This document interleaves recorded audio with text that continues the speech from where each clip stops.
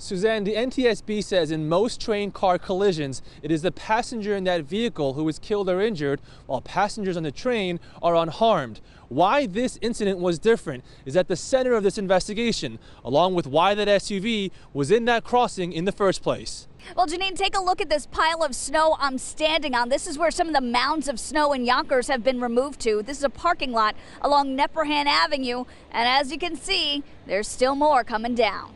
I'm right here at the corner of 3rd Street and 1 Bogota Plaza in Mount Vernon, where you can see behind me a very active crime scene right now as one man was shot outside this convenience store. Well, Scott, I'm going to take a step out of the way now so you can get a look at what we are seeing here. Now, those are flames coming out of a pipe on the front lawn of the home. It is from firefighters burning off the propane. Emergency crews were unable to contain the leak, so this is how they are disposing of the propane. These architectural renderings are what Memorial Field in Mount Vernon is supposed to look like. It'd be great to see kids playing on the field. But this is the sad reality. It has been like that for quite a few years. One day after he won a landslide election, we caught up with the mayor-elect, Richard Thomas, at the dilapidated municipal ball field where he played football as a child. Look at that. Those bricks are, that cinder block is hollow and it's falling apart. And how can we save this? He says it's one of his top priorities to fix it. I look at this and it's a dump. Thomas says millions of dollars have already been spent here at Memorial Field, but he insists no one seems to know where the money has gone. Where's their money coming from? And I want to know out of what account and under whose order, because this is obviously a project out of control. Thomas says in addition to public safety and repairing the city's broken infrastructure, this 4,000-seat field could be the key to his success as a mayor, because he knows if he can change how people feel about the stadium, maybe he can change how people feel about Mount Vernon.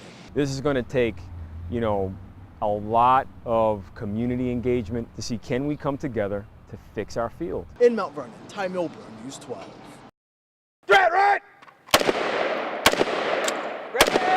They cover all the various aspects of police work with a small group of people. Today, these guys are SWAT. Tomorrow, they're in a patrol car. The next day, they're doing undercover. All reasons the Pocono Mountain Police Department is being documented by a New York production company with the hopes of being picked up by a major network, namely A&E. The production crew is embarking on their second day of shadowing the police on a day of SWAT training.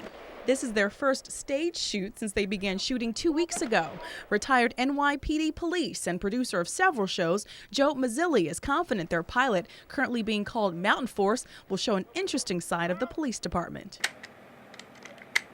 And I'd really like to do something other than what you see on television, cops.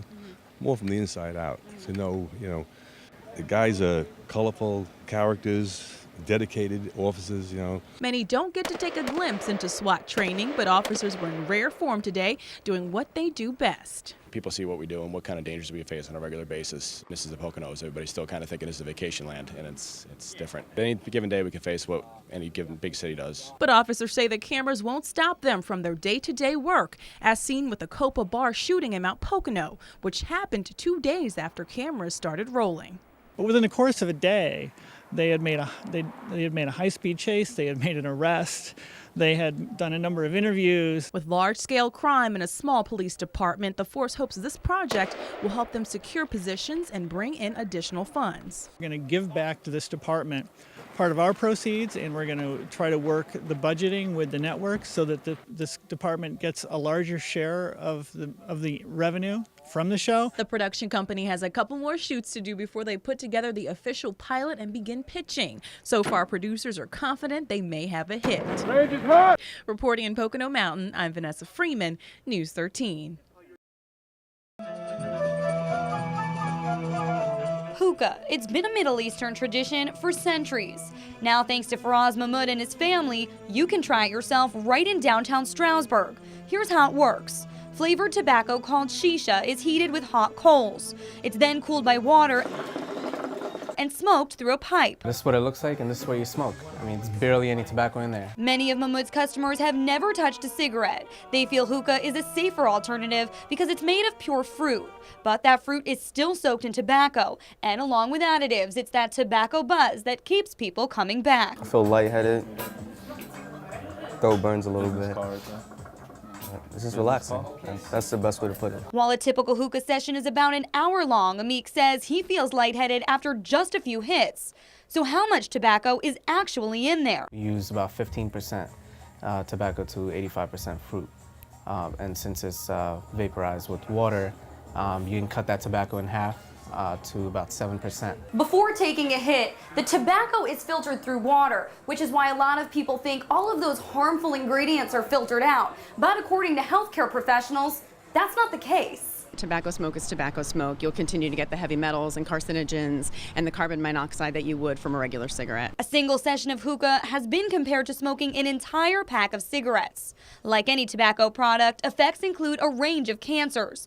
And if you're just tagging along, don't think you're in the medical clear. Smoking is the #1 cause of disease, illness in this country, and secondhand smoke is actually the third. But even with the health risks, people as young as 18 come pouring into Glare Hookah Lounge. In fact, business has been so good, owners plan on expanding. Soon you'll be able to smoke hookah and eat authentic Middle Eastern cuisine while playing video games or watching football. We offer something different, and we offer something that you will never forget. Reporting from Stroudsburg, Melissa Gunderson, News 13.